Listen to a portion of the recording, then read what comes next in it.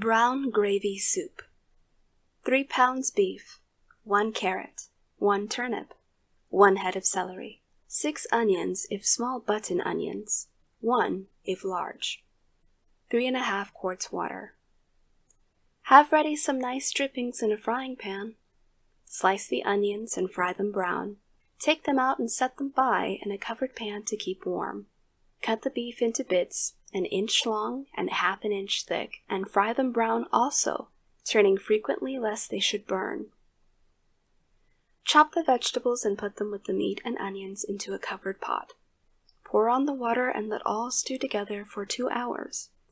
Then throw in salt and pepper and boil 1 hour longer, skimming very carefully. Strain.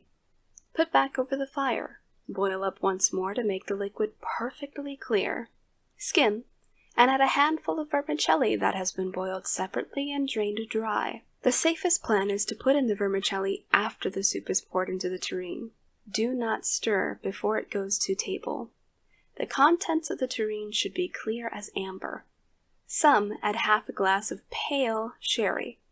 This is a fine show soup and very popular.